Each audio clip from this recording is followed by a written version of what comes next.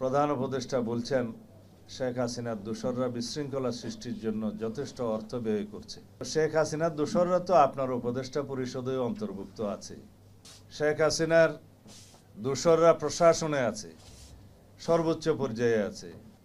প্রশাসন সর্বত্র এখনো পর্যন্ত যারা প্রশাসনের দণ্ডমুণ্ড হয়ে বসে আছেন, আমি জানি সচিবালয় সহ সর্বত্র মাঠ পর্যায়ে সেই প্রশাসনের সমস্ত জায়গায়, গুরুত্বপূর্ণ জায়গায় ফেসিবাদের দোসররা বসে আছে। আপনি কিভাবে সফল হবেন জানি না। উচ্চ আদালত থেকে অধস্তন আদালত পর্যন্ত সর্বত্র যারা রাতের বেলা কোর্ট বসিয়ে আমাদেরকে গায়েবী মামলায় সাজা প্রদান করা হয়েছে, একজনও কি বাদ গিয়েছে? একজনেরও কি চাকরি গিয়েছে? একজনেরও কি জবাবদিহিতা নিশ্চিত করা গেছে? না। এনারা এত বেশি স্বাধীন হয়েছে। আমরা বিচার বিভাগের স্বাধীনতা নিশ্চিত করার জন্য অনেক কনস্টিটিউশন রিফরমেশনের প্রস্তাব আমরা দিয়েছি। আমি নিজে হ্যান্ডওভার করেছি দলের পক্ষ থেকে। সেদিনও আলাপ করেছিলাম যে এই বিচার বিভাগকে আমরা এত বেশি স্বাধীনতা দিচ্ছি কিন্তু জবাবদিহিতার কোনো জায়গা রাখছি না। এই কারণেই বোধহয় অধস্তন আদালতের যে সমস্ত বিচারকরা নিশিরাতে আদালত বসিয়ে বিএনপি সহ বিরোধী দলীয় নেতা কর্মীদেরকে সাজা প্রদান করেছে। আমাকেও দিয়েছে একটা মামলায়, ওখানে আমি শিলং থাকার পরেও কোন কোন মামলায় যেন সাজাপ্রাপ্ত হয়েছে। যদি বাই চান্স দেশে এসে নির্বাচন করতে চাই, যাতে করতে না পারি, উদ্দেশ্য ছিল তাই। হাসিনার অধীনে নির্বাচন করে কে? তারপরেও বিএনপি সহ বিরোধী দলীয় নেতৃবৃন্দদেরকে সাজা নিশ্চিত করেছে এই নিশিরাতের আদালত বসিয়ে।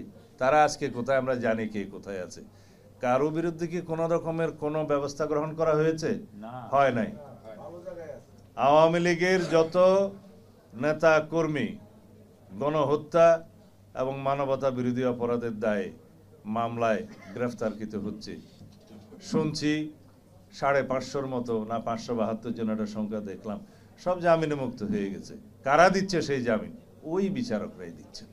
আপনারা আওয়ামী লীগকে কোনো রাজনৈতিক কর্মসূচি করার জন্য রাজপথে নামতে দিবেন না, মানি, সমর্থন করি।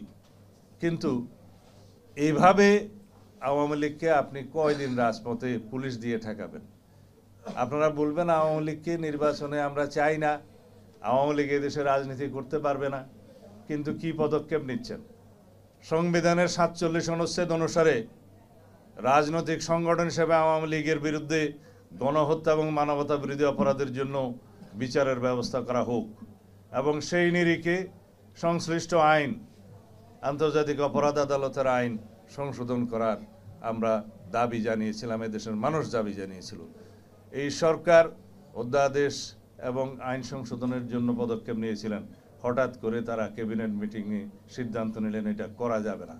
আওয়ামী লীগের একদিকে আপনারা চাইবেন রাজনীতিতে নিষিদ্ধ হোক, আবার তাদের বিচার করবেন না, আবার পুলিশ দিয়ে তাদের রাজনৈতিক কর্মসূচি আপনারা বাধা দিবেন।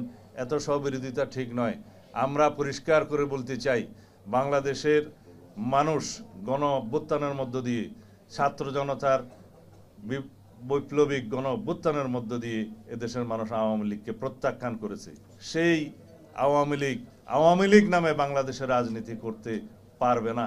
গণহত্যার এবং মানবতা বিরোধী অপরাধের জন্য রাজনৈতিক সংগঠন হিসেবে বিচার দাবি করছি। বিচারিক প্রক্রিয়ার মধ্য দিয়ে নির্ধারণ হোক বাংলাদেশে আওয়ামী লীগ রাজনীতি করতে পারবে কিনা, নির্বাচন করতে পারবে কিনা।